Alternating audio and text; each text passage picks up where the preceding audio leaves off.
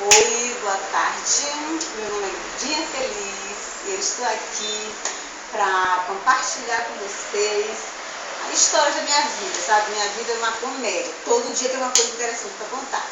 Cada dia que passa, cada dia é uma novidade para mim, né? Então eu me surpreendo com as coisas que acontecem no meu dia a dia. É impressionante. Todo dia tem uma coisa diferente.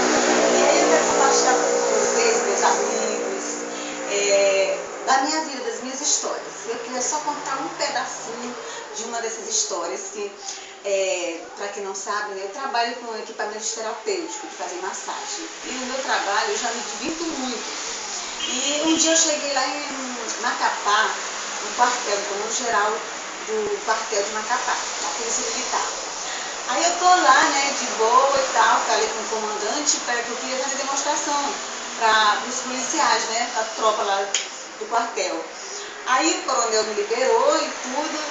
Aí eu fui lá para onde estavam todos formados, enfileirados, né? E o comandante me divulgou. Essa moça aqui veio fazer a demonstração dos aparelhos dela e eu queria que vocês dessem atenção para a moça. Aí eu fiquei lá com o aparelho na mão, ó, pronto, estou aqui aguardando vocês. Quem vai ser o primeiro? Aí todo mundo ficou paralisado. Eu falei, nossa, eu estou intimidando vocês, né? Vocês estão com medo de mim? Era para eu estar com medo de vocês. Por eu ser a minoria, sou sozinha aqui, vocês um monte de homem aí, era para eu estar com medo, vocês não acham? Todo mundo ficou quieto, continuaram quieto. Aí eu falei assim, então é o seguinte, tá aqui o aparelho e eu quero massagear vocês. Quem não vier até mim é boiola. Sacou a parada? Sabe como é boiola, né? Viado, bicho, isso aí.